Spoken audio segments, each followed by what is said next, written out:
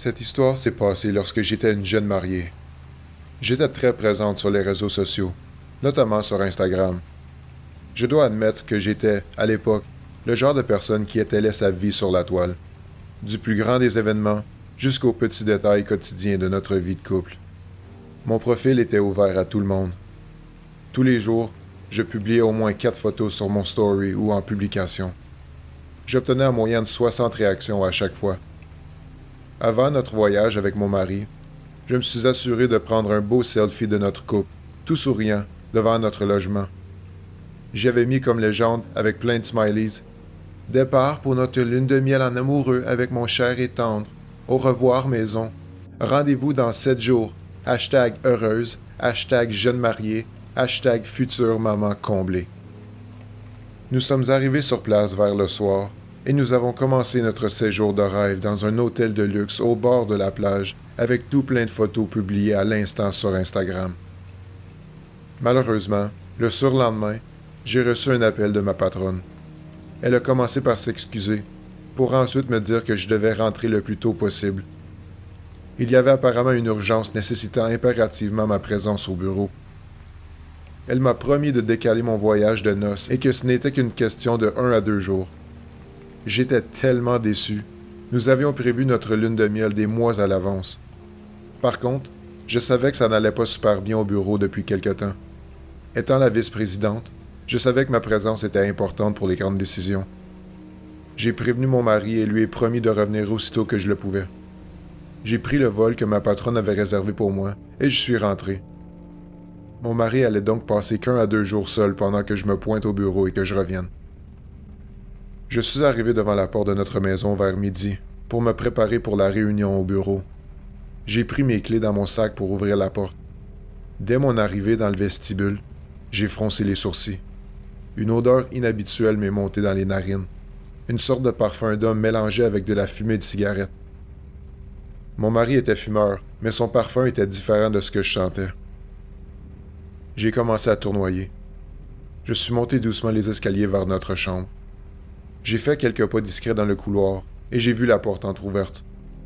Je suis devenu livide en voyant un inconnu assis tranquillement sur notre lit. Il portait un bonnet, des gants, un pull noir et un pantalon jean. Il regardait un cadre photo de notre couple qu'il tenait à la main.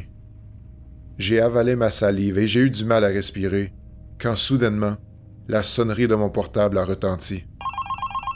Aussitôt, l'homme a levé les yeux. Je me suis éloigné et mes mains tremblaient. J'ai pris rapidement le portable et j'ai éteint la sonnerie. Je me suis précipité en silence pour sortir et me cacher de l'autre côté de la maison. Mon portable à la main pour appeler la police, tout en guettant les alentours, j'ai aperçu furtivement l'homme s'enfuir. Quand la police est arrivée, je me suis introduit dans la maison pour vérifier que rien n'y manquait. Je me suis alors préparé et je suis finalement allé au bureau pendant que les policiers faisaient l'enquête. Je n'avais pas le choix, la réunion était hyper importante. Après la rencontre, j'ai tout de suite engagé un vigile de sécurité pour notre maison. Puis, après l'enquête, l'un des enquêteurs m'a posé une question anodine, mais qui a sans aucun doute identifié la raison principale de toute cette histoire. Avez-vous fait des publications sur les réseaux sociaux qui pourraient permettre au public de savoir que vous n'êtes pas à la maison? M'a-t-il demandé. J'étais si ridicule et insouciante. J'ai regardé mon profil Instagram et scrollé furtivement mes photos publiées depuis les derniers jours. La dernière photo que j'ai publiée devant notre maison montrait clairement notre localisation. On y voyait même le numéro de la maison sur la porte. Comment pouvais-je être si insouciante? Notre maison aurait probablement été cambriolée si ma patronne ne m'avait pas appelé pour participer à cette réunion. J'ai supprimé aussitôt mon compte et à partir de cet instant, je me suis systématiquement désintoxiqué des réseaux sociaux. Soyez prudents sur ce que vous partagez en ligne.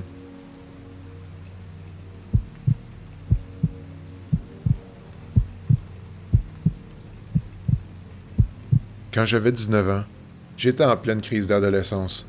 J'ai vécu ma première peine d'amour. Mon petit ami m'avait quitté pour une autre.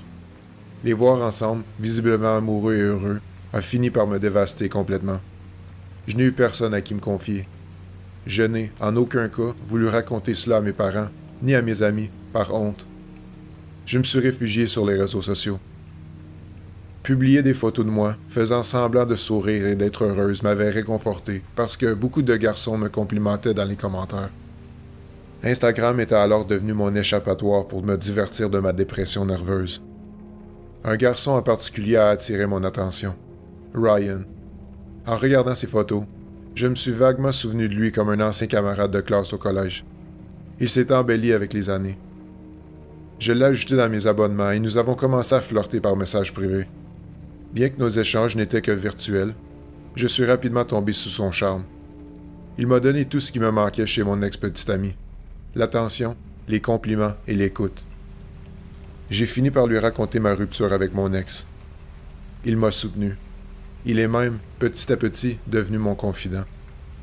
Un jour, il m'a invité à sortir, disant qu'il était de passage dans la ville. Depuis les semaines qu'on a chatté, je n'attendais que ça. Je n'ai pas hésité à accepter. Quand je l'ai vu, il était encore plus beau que sur les photos. Et lors de notre rendez-vous, il était aussi sympathique en réel qu'en virtuel. Nous sommes sortis du cinéma d'où on venait de regarder un film et il m'a pris la main. Une bouffée de bonheur m'a envahi. En marchant, toutefois, il a approché tranquillement ses lèvres à mon oreille et m'a murmuré « Tu vois l'homme bizarre à moustache tout en noir là-bas? Je crois qu'il nous suit. Mais ne panique surtout pas. Nous allons vers la voiture bleue marine de mon père de l'autre côté de la rue pour lui échapper. Ne t'inquiète pas. » Ça m'a vraiment prise par surprise, car je n'avais pas remarqué cet homme. La présence rassurante de Ryan a atténué ma peur. Avec soulagement, nous sommes arrivés près de la voiture et Ryan m'y a poussé pour m'y introduire. Je me suis assise dans le siège passager et j'ai attaché ma ceinture de sécurité, en admirant Ryan marcher alentour de la voiture pour atteindre la porte de conducteur. Mais en tournant mon regard vers ma fenêtre, mes yeux sont tombés directement sur l'homme moustachu qui venait de nous traquer. Il était installé à côté de moi, tout juste de l'autre côté de la fenêtre. Aucun mot n'a pu sortir de mes lèvres. Le cœur palpitant, les yeux écarquillés, le souffle coupé, je suis resté figé sur place. Instinctivement, j'allais crier au secours, pile au moment où l'homme à moustache a ouvert ma porte, m'a bâillonné la bouche et m'a attaché les mains et les pieds. Ryan était assis près de moi, en assistant impassiblement à la scène, lui jetant des yeux suppliants, empreints d'incompréhension.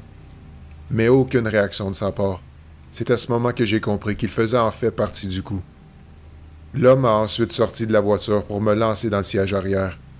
La voiture a démarré et a roulé vers Dieu sait où. De l'arrière, j'ai aperçu le texte que l'homme moustachu avait tapé sur son portable. Nouvelle marchandise en route. En réalisant ce qui était en train de se passer, mes larmes avaient coulé.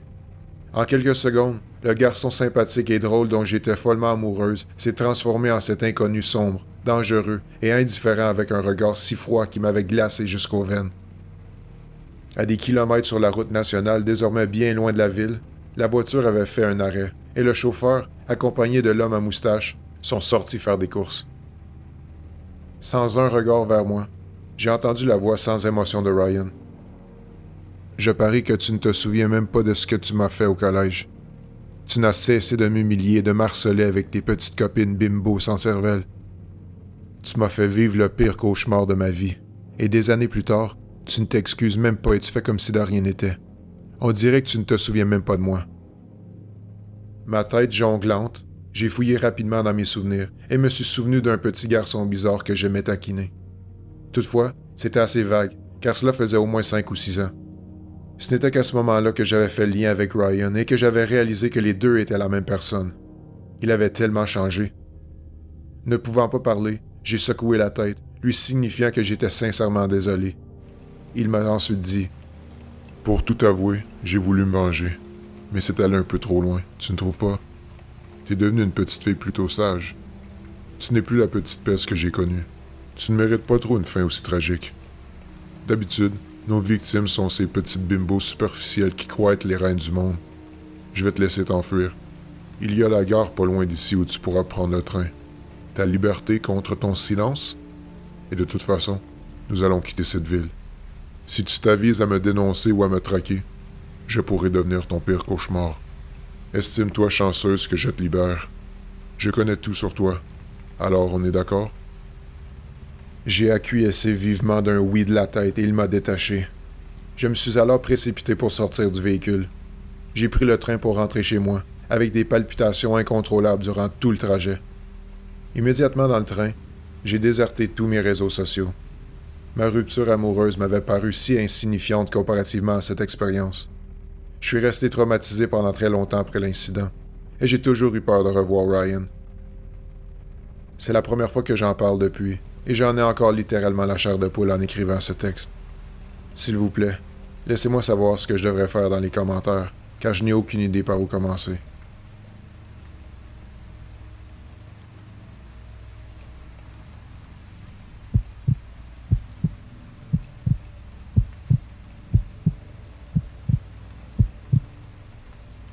J'étais tranquillement détendu sur mon lit dans mon appartement lorsque le son de notification de mon Instagram a sonné. Un message d'un de mes amis avec un lien en dessous disant « Bah dis donc, ta mère elle est quand même branchée pour une femme de son âge. » J'ai ouvert le lien et je suis tombé sur un profil avec un identifiant bien banal mais intriguant, JJ555. En atterrissant sur le profil, un frisson m'a parcouru la colonne vertébrale. Le compte contenait des photos de ma mère dans la cuisine, prises de l'extérieur, à travers la fenêtre. Des photos de ma mère dormant, prises de la fenêtre de sa chambre à l'étage. Des photos de ma mère prenant sa voiture dans le garage de la maison. Et même des photos de vue par derrière de la voiture roulant sur la route. J'ai essayé de ne pas paniquer et j'ai appelé ma mère immédiatement.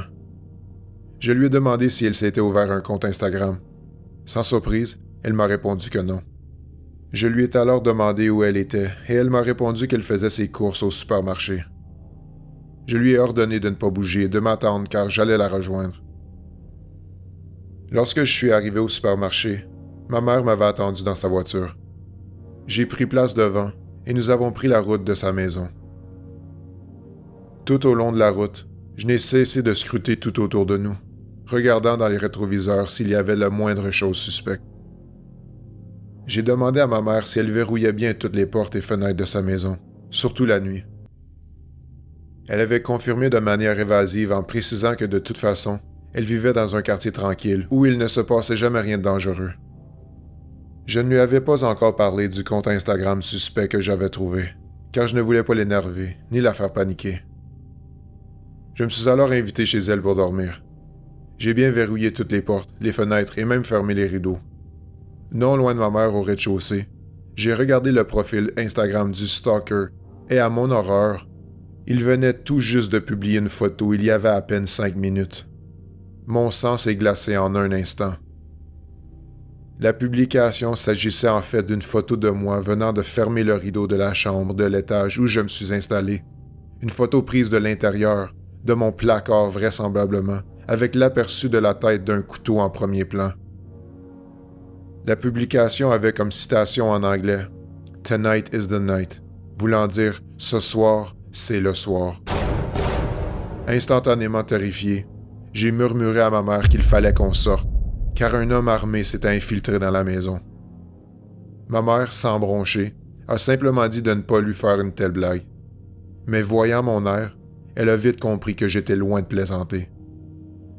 Je lui ai vite montré les images sur le profil Instagram, et c'est là qu'elle s'est rendue compte que je ne rigolais pas. Nous sommes sortis de la maison pour nous cacher dans les buissons de l'autre côté du parking et nous avons appelé le 911. L'homme est sorti par la fenêtre quelques instants plus tard, réalisant probablement que nous avions fui les lieux. Les policiers déjà bien préparés à entrer à l'intérieur, non loin de là, l'ont facilement repéré, et c'est ensuite qu'ils l'ont capturé à leur manière. Je n'avais toujours pas compris pourquoi il avait publié des photos de nous sur ce compte, mais en cherchant plus loin, j'ai vu des commentaires du type « Oui, c'est ça, vas-y, fais-le, un de plus ». Ça semblait être un réseau de traqueurs et d'harceleurs qui s'encourageaient mutuellement à commettre ce genre de crime. Le compte a été supprimé peu de temps après. Aujourd'hui, je me demande toujours ce qu'il serait arrivé à ma mère si mon ami n'avait pas découvert ce profil louche sur Instagram.